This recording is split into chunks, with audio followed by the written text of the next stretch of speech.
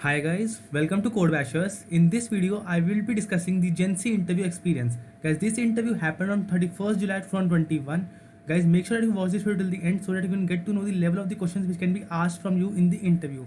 Guys, before this video also I have posted 4 to 5 Gen Z interview experiences on my channel. So guys, if you haven't watched those experiences till now, make sure that you watch all of those.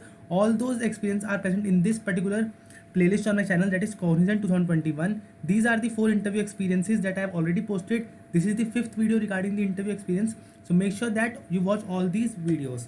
Guys, if you're new to this channel, make sure to subscribe it as well as join my Telegram group also. I am posting regular updates on different companies which are hiring as well as the questions which are getting asked in them.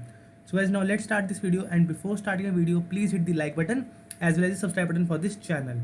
Okay, so guys, the date of the interview was 31st July 2021. The branch of my friend was IT. The duration of the interview was 25 minutes. Okay, so the first question that was asked from her was introduce yourself. Guys, if you are following my interview series regarding any company, you know that this is the first question that will be asked from you. So guys, make sure that you only add those skills in which you are comfortable in. You can talk about your project, your internship, your extracurricular activities in these particular questions, but make sure that you only tell those things in which you are comfortable in. Okay, I hope you understood my point. Now the next question was, how do you rate yourself in Python? So she rated herself 3.5 out of 5. So as you should not rate yourself 5 out of 5 or 4.5 out of 5. This gives an impression to the interviewer that you know very much deep knowledge about this particular subject. So make sure that you are always above average in rating yourself so that the questions, the level of the questions which are asked from you is medium and you can easily answer them. Now, the next question was to rate yourself in database. So she rated herself 3 out of 5. Okay. So next question was related to database only, that what is primary key? It is the basic question which can be asked from a database. A primary key is a column or a set of columns in a table whose values uniquely identify a row in the table. So guys, we all know that in DBMS there are large number of tables which are connected to each other. Now, whenever we have to find a record in those tables, we need a key. This is known as a primary key that can help us in fetching every record uniquely. So this is the attribute or a set of attribute, or you can say it is a column or a set of columns which can uniquely identify a row from the table. Okay, so there are two properties of primary key, that primary key can't be null and primary key columns should have unique value. Every row must have unique values of the primary key. I hope it is clear to you. Now the next question was, what is the relationship between RDBMS and DBMS? Okay, so guys, RDBMS stands for Relational Database Management System, whereas DBMS stands for Database Management System. Now DBMS stores data as a file. It is long gone back. Now relational database stores data in tabular form. Like I told you, there are lots of tables which are connected with each other using keys. Now there is no relationship between the data in DBMS, but there is a relationship between the data in RDBMS because of the keys, because many tables are connected to each other using the keys. Now normalization is present in RDBMS and normalization is not present in the RDBMS. So guys, before saying this point, you must know what a normalization is. If you do not know, you can simply Google it. It's a very basic term in the database management system. Okay, so I hope these differences are clear to you. Whenever a difference is asked in an interview, make sure that you give at least 2 points of difference.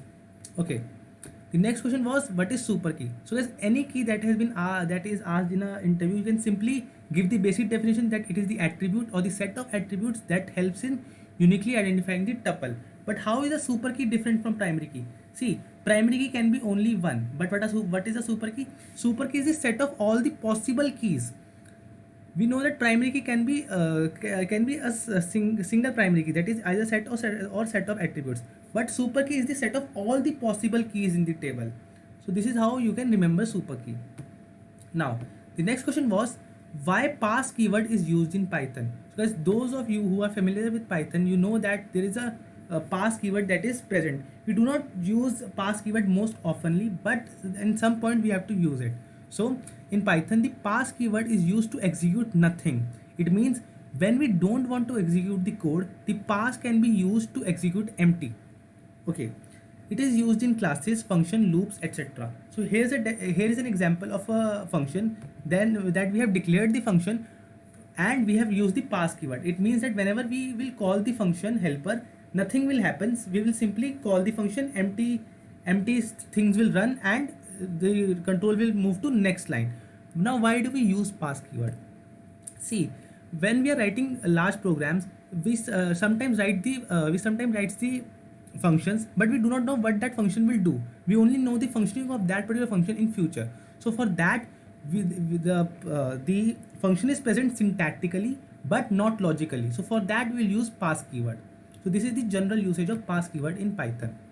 Now, the next question is, what are global variables in Python? So it is very common in all the languages, and you know the basic definition that what are global variables. Global variables are those variables which are defined outside the main function, and they can be used both inside the functions and outside the functions.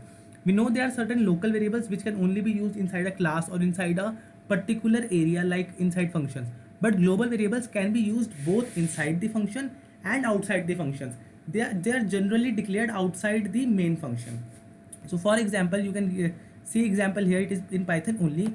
Like we have an x variable that is known as awesome. Now we have declared a function that is myfunc, and we have used that x variable that was not defined in this function, but still we have used it. So this is a global variable. So this is how a global variable works. The scope of the global variable is the entire program, and the life of the global variable is equivalent to the life of the program. So I hope now the things are clear to you. Now, next question was how to find elements from a list in Python. So guys, this is a simple question of linear search. We can simply find the elements. We know the searching techniques. Either it is linear search or it is binary search. If the list is sorted, we will always use binary search because of its time complexity. And if it is not given, just into it, just simply asked you to find elements from the list in Python, then you can say then that we can use linear search. This is the code for the linear search. And you can also say that if the array is sorted, I will also write the code for the binary search. So these two searching algorithms and all the sorting algorithms are must for an interview. You must prepare these by heart. Okay. The next question was write a code to remove duplicates from list in Python. So guys, I have covered many interview experiences in Cognizant, and generally the interview experiences are more revolving around the database system. But in this interview, database was asked, but not that much. So here coding was asked. So it means that to get a job in these companies in IT field, you must know database, you must know OOPS, you must know the coding as well, not of high level but of a medium level. So this is a very famous question, that how can we remove duplicates from an array. So here is the link of Geeks for Geeks. I will give this link in the description box. You can simply visit this link. This is a very good article, and it will give you a clear explanation of the approach of the question, and in the end the code of your choice. Okay.